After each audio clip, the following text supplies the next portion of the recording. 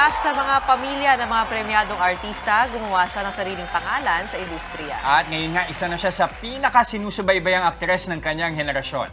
Bukod sa pagganap sa iba't ibang mga pambihirang role sa pelikula at telebisyon, marami pa siyang ibang pinagkakaabalahan. Kung ano na pa, di ba? Mga personal niya, ibabahagi sa atin. Ngayong umaga, nag-aapoy na damdamin star, Rhea Atayde! Good morning! Rhea, pupunta ka rito not as the actress, but as a producer. Parang birthday ko dun sa intro. Salamat. Salamat ng intro, by the way. Actually, may special guest. Kwentuhan mo kami, paano ka napasok sa ganitong business? Sa producing side naman. It started siguro nung pandemic.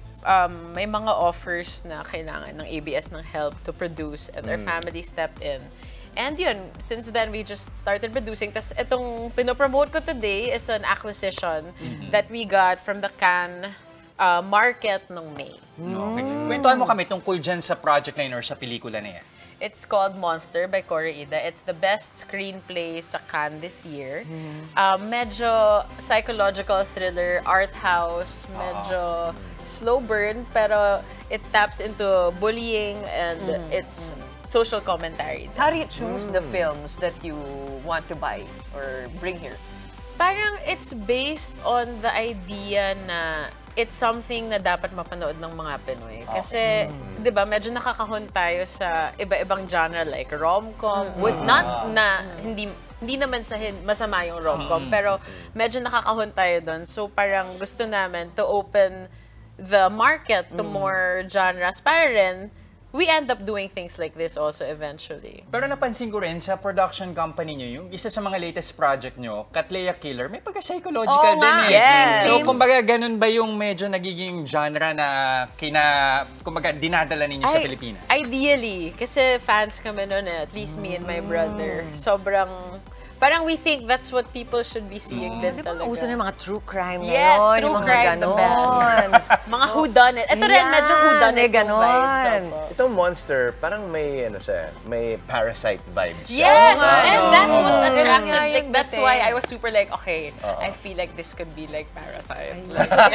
So it Social starts commentary. there. Social No? commentary. Parang naririnig ko sa'yo, Rhea, yung gut mo tells you a lot. Kailangan kung ano yung feel mo, nako, pwede to. Or you listen to your Feel ko gut. kasi, if it's something that you really believe in, it becomes easier for you na i-market at to talk about it. Like, eto, I'm excited to talk about it because it's actually something I'm excited about. Ano yung challenge para sa'yo bilang producer? I mean, like, separating yourself from the actress and then now this is the financial side, the business side you have to think of. Parang ano yung struggle? Yun! Mismong yun! Like, yung accepting the reality na you can't be idealistic. Yung kailangan realistic ka pa rin in terms of like budgeting and in terms of your reach. Tapos ang medyo mahirap ngayon, I mean, you know, since the pandemic, medyo humina talaga yung industry. I feel like, you know, less people are going out to watch films. So yun.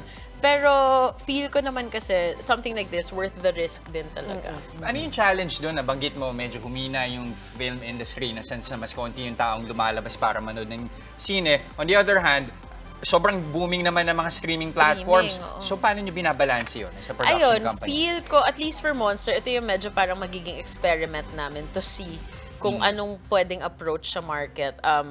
At least yung license for the Philippines, we have it for a couple of years. So, mapaglalaroan pa namin over the next Paano kikita? Paano kikita? Pwede kasi pagkatapos ng cinematic release, pwede niyong i-release elsewhere as streaming. Pwedeng ibenta niyo na lang. pwedeng ibenta pa rin. Okay. Galing na galing Si Rhea, I'm so proud of Pinsan Rhea. pala ni Justin, si Alam Rhea. ni Justin?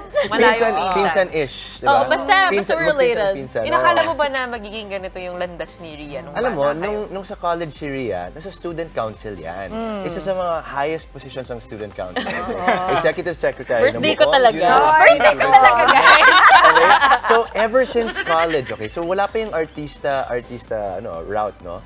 Pero ever since college, nangangampanya yun. She loves the Philippines. Sobrang organized. Alam mo yun? As in, she puts together mga events. Ganun yung mga gusto na yung mga hindi alam ng tao. Oo. Like, ano pa yung And in mga... fact, nung pandemic, nag-guest siya sa podcast namin to promote voting in the elections, what are the things to look out for, ganito, ganyan. So, sobrang believe ako kay Rhea. Love you. I love you, Rhea. Tsaka sabi mo, habulin talaga yan nung bata, di ba? Siya ang habulin. Maraming sip-sip na gusto siya. Oy, grabe siya. Grabe Imagine siya. high school, tapos dito na kayo ngayon. Ayun nga. Big na kayo. At talagang seryoso na ang inyong ginagawa. Speaking of serious, yung isa namang role mo na talagang kinagigiliwan. Kinagigiliwan ka ba ng lahat? Hindi, pero talagang hindi ka, pagka nandyan, yung presence mo sa screen, grabe, Rhea. Oh, thank you po. Oo, grabe. Nag-aapoy Talk about na damdamin. isa nag-aapoy. Doon naman tayo. Ayun, it's really an honor to be part of the first collaboration between TV5 and ABS. At matagal na rin walang panghapon na show yung ABS. So, natutuwa lang ako na part din ako nun. Medyo intense, medyo nakakabaliw, nababaliw na ako. Pero ang saya. Ang saya din kasi yung mga kasama ko, I get along with them very well. Ayan, parati akong baliw. Nagbe-breakdown. Ano bang dapat abangan natin dyan sa nag-aapoy na damdamin? Nako, papasok na kami ng book 2. So, kung intense yung book 1, mas intense yung book 2. Yung tipong hindi ko na alam kung saan ako huhugot. Pero huhugutan natin yan. Kamusta naman nalagay ng puso mo? Very Ayun na. good. Ano naman si Gretchen eh? Sanjo na saan? Ayun, merong, pinaprepare din siya for yung Netflix naman yan na movie na day after naman ng premiere namin. How do you talk about your performance? You're both actors. Oo, eh. And even this producing side that you're doing now, Medyo sa producing side, I consult him kasi mas matagal na siya sa industriya. So, mas madali, yung opinions niya, I really value them with that. Sa acting naman, walang pakialaman.